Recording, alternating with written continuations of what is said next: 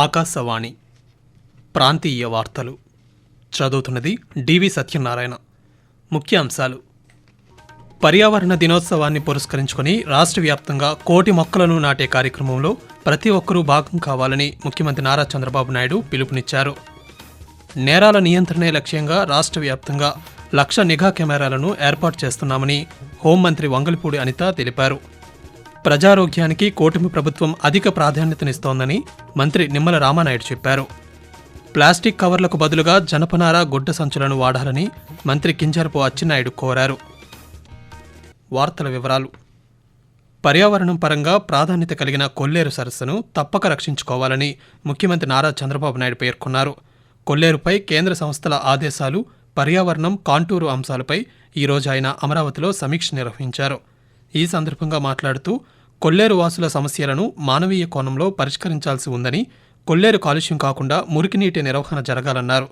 కొల్లేరు పరిధిలో 20,000 ఎకరాల జిరాయితీ, డీ పట్టా భూములు ఉన్నాయని, కాంటూరు సమస్య నేపథ్యంలో ముందుగా వీరికి న్యాయం జరిగేలా చూడాలన్నారు. 2033 నాటికి రాష్ట్రంలో పచ్చదనం 37%, 2047 నాటికి 50% పెరగాలని ముఖ్యమంత్రి పేర్కొన్నారు. అలాగే అంతర్జాతీయ పర్యావరణ దినోత్సవాన్ని పురస్కరించుకుని ఈ నెల 5వ తేదీన 1,00,00,000 మొక్కలు నాటే కార్యక్రమంలో అందరూ భాగస్వామ్యం కావాలని పిలుపునిచ్చారు. నేరాల నియంత్రణే లక్ష్యంగా రాష్ట్ర వ్యాప్తంగా 1,00,000 నిఘా కెమెరాలను ఏర్పాటు చేస్తున్నామని హోంమంత్రి వంగలపూడి అనిత తెలిపారు. ఎన్టీఆర్ జిల్లా విజయవాడలో నూతనంగా నిర్మించిన సత్యనారాయణపురం పోలీస్ స్టేషన్ను డీజీపీ హరీష్ కుమార్ గుప్తాతో కలిసి హోంమంత్రి ఈరోజు ప్రారంభించారు. ఈ సందర్భంగా మాట్లాడుతూ ఆదర్శ పోలీస్ స్టేషన్గా పేరు పొందిన సత్యనారాయణపురం పోలీస్ స్టేషన్ను 2 కోట్ల రూపాయలతో నిర్మాణం చేశామని, రాష్ట్రంలో జిమ్ సౌకర్యం ఉన్న తొలి పోలీస్ స్టేషన్ ఇదేనని చెప్పారు. ప్రజలకు రక్షణ కల్పించడంతో పాటు నేరస్తులను వెంటనే అరెస్టు చేయడంలో పోలీస్ శాఖ సమర్థవంతంగా పనిచేస్తుందన్నారు. రాష్ట్రంలో గంజాయి రవాణా చాలా వరకు తగ్గిందని, ఒరిస్సా నుంచి రవాణా అవుతున్న గంజాయిని కూడా అరికడతామని పేర్కొన్నారు. జూన్ 21న అంతర్జాతీయ యోగా దినోత్సవం సందర్భంగా ప్రతి జిల్లాలో 5,000 మంది పోలీసులు యోగాంధ్రాలో పాల్గొంటున్నారని మంత్రి అనిత తెలియజేస్తూ, ఎస్పెషల్లీ ఈరోజు ఈ కార్యక్రమాన్ని ఇంత బాగా ఆర్గనైజ్ చేయడమే కాకుండా ఒక మోడల్ పోలీస్ స్టేషన్ని, నాకు తెలిసి రాష్ట్రంలో ఇది ఫస్ట్ పోలీస్ స్టేషన్ అన్నమాట. అంటే కానీ ఇక్కడికి వచ్చేసరికి నాకు ఒక కార్పొరేట్ ఆఫీస్లోకి వచ్చినంత ఫీలింగ్ కలిగింది. దట్స్ వై నేను అంత అప్రిషియేట్ చేస్తున్నాను. టెక్నాలజీని మోస్ట్లీ అడాప్ట్ చేసుకొని నేరాల నియంత్రణకి కూడా ఇక్కడ మనం చేసే పరిస్థితి కూడా కనిపిస్తూ ఉంది. నెక్స్ట్ గాంజాని కూడా అరికట్టేదానికి ఈగలు కూడా చాలా ఎఫెక్టివ్గా పనిచేస్తుంది. అట్ ద సేమ్ టైం మీ అందరికీ కూడా ఒక విన్నపం, జూన్ 21 యోగా డే కూడా జరుగుతోంది. ఆ రోజు గౌరవ ప్రధానమంత్రి మోడీ గారు కూడా విశాఖపట్నం వస్తున్నారు. దానికి 1 నెల రోజుల ప్రోగ్రామ్స్ కూడా ఇచ్చున్నాం. ప్లాస్టిక్ కవర్లకు బదులు జనపనార, గుడ్డ సంచులను వాడాలని రాష్ట్ర వ్యవసాయ శాఖ మంత్రి కింజరపు అచ్చెన్నాయుడు కోరారు. జూన్ 5వ తేదీన ప్రపంచ పర్యావరణ దినోత్సవం సందర్భంగా ఆంధ్రప్రదేశ్ కాలుష్య నియంత్రణ మండలి తయారు చేసిన జనపనార సంచులను మంత్రి ఈరోజు శ్రీకాకుళం జిల్లా నిమ్మాడలో ఆవిష్కరించారు. ఈ సందర్భంగా ఆయన మాట్లాడుతూ, ప్రకృతిని ప్లాస్టిక్ నాశనం చేస్తుందని, పశువులు, పక్షులు, జలచరాలు, మానవుల ఆరోగ్యానికి ప్లాస్టిక్ సంచులు హాని కలిగిస్తున్నాయన్నారు. ప్లాస్టిక్ సంచులున్న భూమి సారం దెబ్బతింటుందని, భవిష్యత్ తరాల కోసం ప్లాస్టిక్ నిషేధించేందుకు ఈరోజే నిర్ణయం తీసుకోవాలని మంత్రి సూచించారు.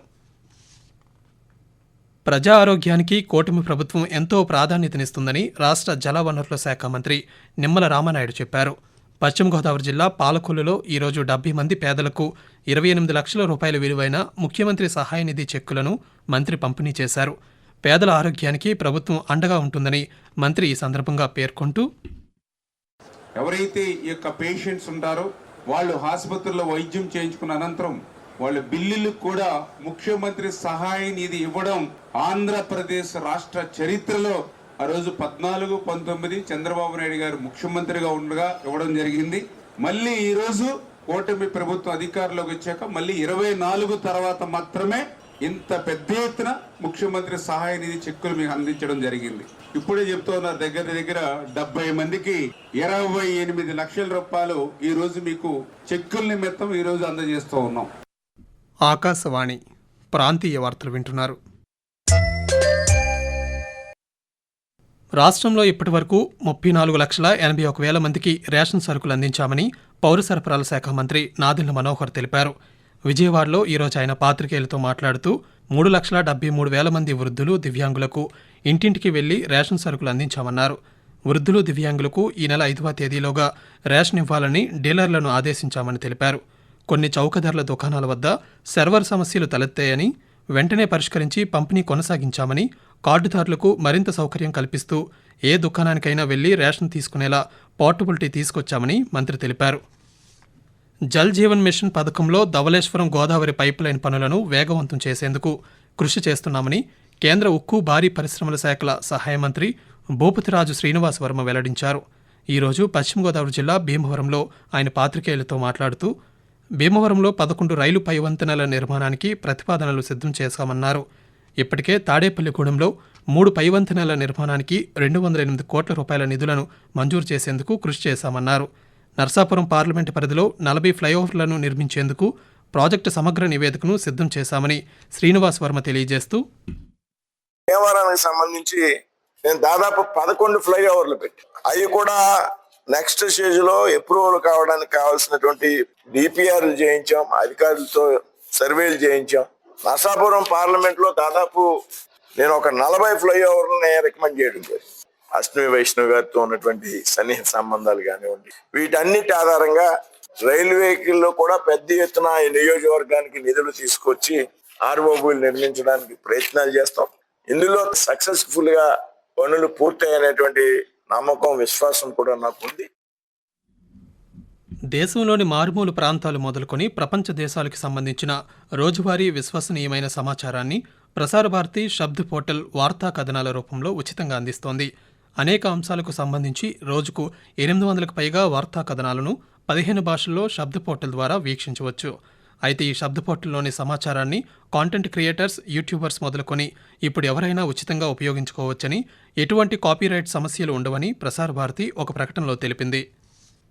ప్రధానమంత్రి సూర్యఘర్ సోలార్ విద్యుత్పై ప్రజలకు అవగాహన కల్పించాలని అల్లూరు సీతారామరాజు జిల్లా కలెక్టర్ ఏఎస్ దినేష్ కుమార్ స్పష్టం చేశారు.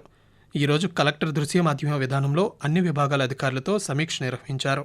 ఇంటి పైకప్పుపై సోలార్ ప్యానెల్స్ ఏర్పాటు చేసుకునే వినియోగదారులకు కేంద్ర ప్రభుత్వం రాయితీ గురించి వివరించాలని సూచించారు.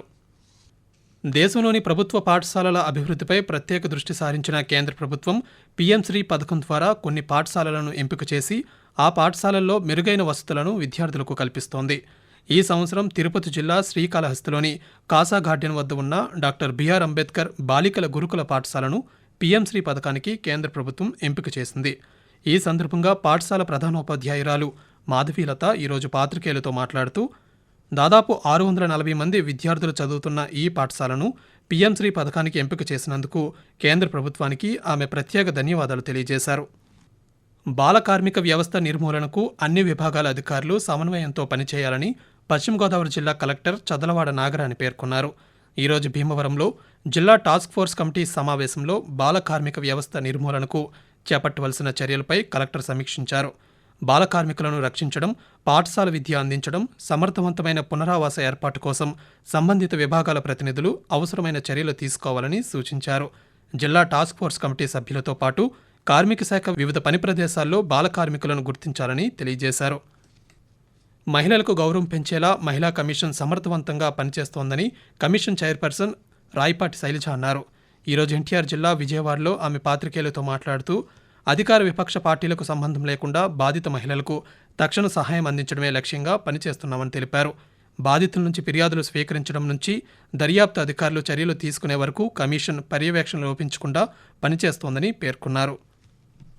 ప్రాంతీయ వార్తలు ముగించే ముందు ముఖ్యాంశాలు మరోసారి. పర్యావరణ దినోత్సవాన్ని పురస్కరించుకుని రాష్ట్ర వ్యాప్తంగా 1,000,000 మొక్కలను నాటే కార్యక్రమంలో ప్రతి ఒక్కరూ భాగం కావాలని ముఖ్యమంత్రి నారా చంద్రబాబు నాయుడు పిలుపునిచ్చారు.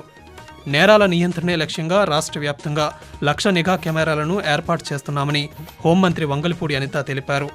ప్రజారోగ్యానికి కూటమి ప్రభుత్వం అధిక ప్రాధాన్యతనిస్తోందని మంత్రి నిమ్మల రామానాయుడు చెప్పారు. ఆకాశవాణి ప్రాంతీయ వార్తలు ఇంతటితో సమాప్తం. 8 గంటల 30 నిమిషాలకు జాతీయ వార్తలు వింటారు.